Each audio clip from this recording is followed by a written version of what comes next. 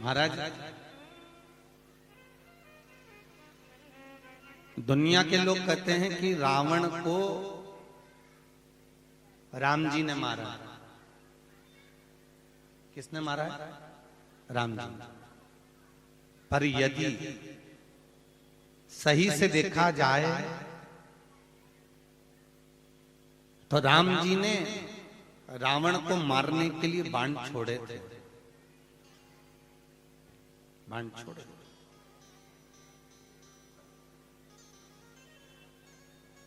रावण को मारने के लिए बहुत प्रयास किया और कई बाण, कई बाण और बहुत प्रयास किया गया, बहुत प्रयास।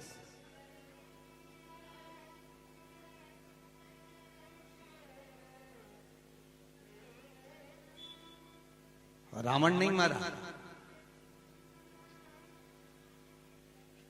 और आखिरी में भी जब रावण नहीं मरा तब स्वयं भगवान राम ने हनुमान जी को बुलाया। हनुमान को ने शंकर का अवतार। अंजना माता के गर्भ से जो हनुमान जी ने जन्म लिया था वो शिव का ही स्वरूप, शंकर का ही शिव का। रावण नहीं मरा, तब हनुमान जी को बुलाया। हनुमान तुम इधर आओ। हनुमान जी बोले, बोलो प्रभु, आखिर ये रावण क्यों नहीं मरता?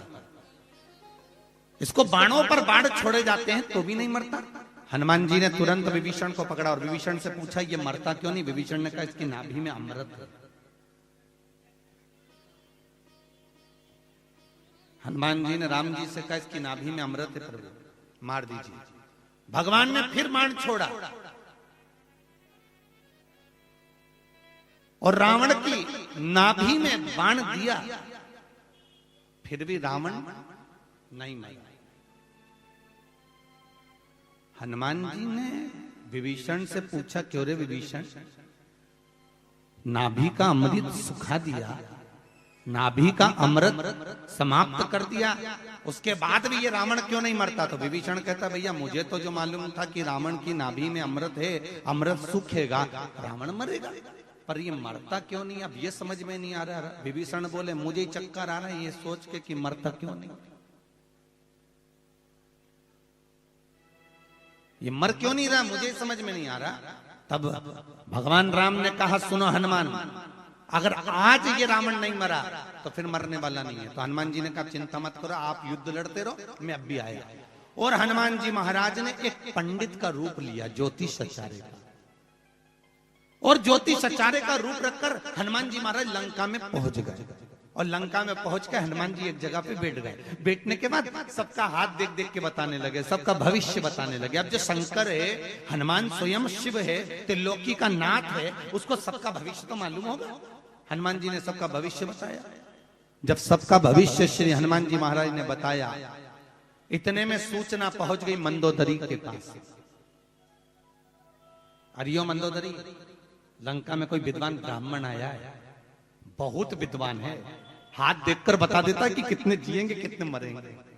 अच्छा, तो मंदोदरी पहुंची, हनुमान जी के हाथ में हाथ दिया, महाराज हमारा भविष्य बता दीजिए। हनुमान जी पंडित का रूप रख कर आए तो हनुमान जी ने देखकर बताया मंदोदरी तेरे पति को अगर कोई बचा रहा है तो तू बचा रही है। तेरे पास में कुछ ऐसा रखा हुआ है मंदोदरी कि जिसके कारण तेरा पति नहीं मरेगा। तो मंदोदरी बोली ब्राह्मण देवता बिल्कुल सही बोले हो, मेरे पास में ऐसी चीज रखी है जिसके कारण कभी मेरा पति मर ही नहीं सकता। हनुमान जी समझ गए जरूर अब बात आई साला। अच्छा ये बता तेरे पास में रखा क्या है, क्या रखा है तेरे पास में? मंदोदरी बोली महाराज जी मेरा पति जब तप करने गया था, सिर काट काट कर ब्रह्मा जी को दिए थे, ब्रह्मा जी प्रसन्न होकर वर दिए थे कि तेरी नाभि में अमृत रहेगा। वो नाभि का अमृत सूखेगा तब तू मरेगा। तो रावण प्रसन्न हो गया था, सबको आशीर्वाद मिल गया, सब चले गए। तब रावण ने मांगा, ये आशीर्वाद आपने मुझे दिया है कि नाभि में अमृत रहेगा तब तक मैं मरूंगा नहीं, पर नाभि का अमृत यदि सूख गया तो तू मरेगा। तो रावण इतना विद्वान था कि उसने ब्रह्मा जी से कहा कि जिस बाण से वो अमृत सूखेगा वो बाण भी मुझको दे दीजिए। और रावण ने वो बाण अपने घर में लेकर गया, मंदोदरी को दिया। मंदोदरी से कहा, मंदोदरी ये ले बाण, ये वो बाण है जिससे मेरी नाभि में अमृत सूखेगा और मैं मर जाऊंगा। मंदोदरी कहती है हनुमान जी से, महाराज वो बाण मैंने अपने जिस कमरे में सोती हूं उसी कमरे में दीवाल में उसको चुनवा दिया। हनुमान जी ने कहा अब आया समझ में, और हनुमान जी ने जाकर गदा का प्रहार करा। प्रहार करते सी दीवार टूट के नीचे गिरी, बाण निकाला, राम जी को दिया, तब राम ने चढ़ाया, छोड़ा, तब जाकर वो रावण मरा। राम जी चाहते कितने ही बाण मार देते पर रावण नहीं मरता, पर शंकर स्वयं सहयोग, शिव कृपा करे।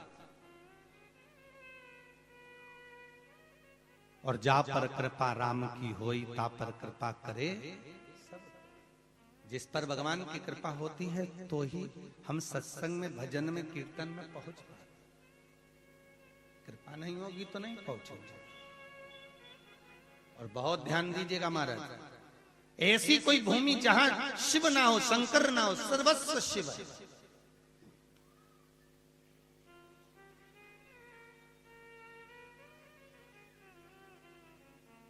लंका पर चढ़ाई करना है तो राम जी भगवान शंकर का भजन कर रहे हैं, रामेश्वर धाम की स्थापना कर रहे हैं।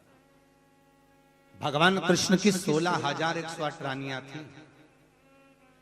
कितनी रानी है? 16,108। पर भगवान कृष्ण के यहां संतान नहीं है। तब भगवान कृष्ण ने अपने गुरुजी को बुलाकर पूछा, गुरुदेव मेरे घर में औलाद नहीं है, आप कृपा करिए। गुरुजी ने कहा एक एक रानी के साथ में 11-11 दिन तक भगवान शंकर का अभिषेक करो, पूजन करो, तुम्हारे यहां संतान होगी। एक एक रानी के साथ में 11-11 दिन तक भगवान कृष्ण ने शंकर का पूजन किया। तब शंकर भगवान प्रकट होकर बोले, कन्हैया मांगो तुम्हें क्या चाहिए? कृष्ण कहते हैं मेरे घर में औलाद नहीं है, संतान नहीं है। तो भगवान शंकर ने कहा, कृष्ण तुमने एक एक रानी के साथ में 11-11 दिन तक मेरा पूजन करा है, तुम्हारी एक एक रानी से 11-11 संतान उत्पन्न होगी। तब जाकर भगवान शंकर की कृपा से भगवान कृष्ण के घर में 1,77,180 बच्चे हुए। कितने बच्चे हुए? अरे जम के तो बोलो जरा। 1,77,180 बच्चे भगवान शंकर की कृपा से कृष्ण के यहाँ हुए।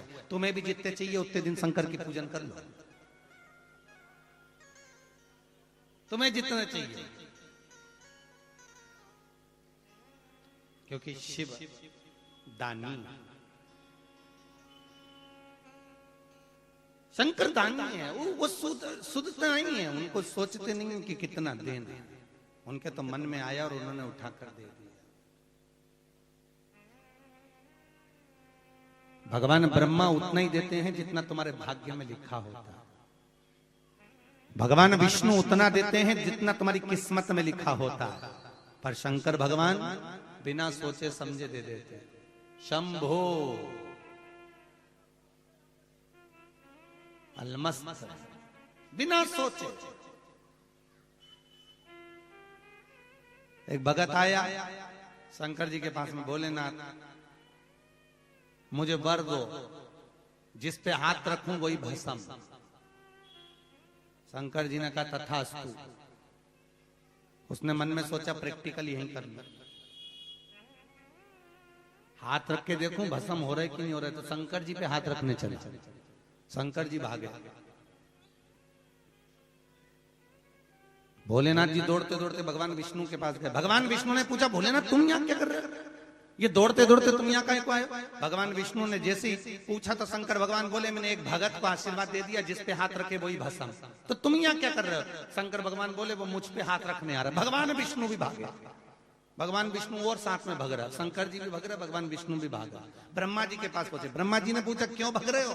कि पीछे भस्मासुर आ रहा है, जिस पे हाथ रखेगा वही भस्म। भगवान ब्रह्मा भी भागे। इंद्र क्या पहुंचे तो इंद्र भी भागे।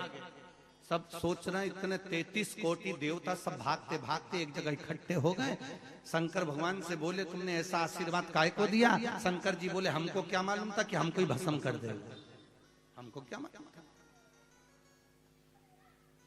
हमको मालूम होता तो हमें ये आशीर्वाद ही नहीं दे।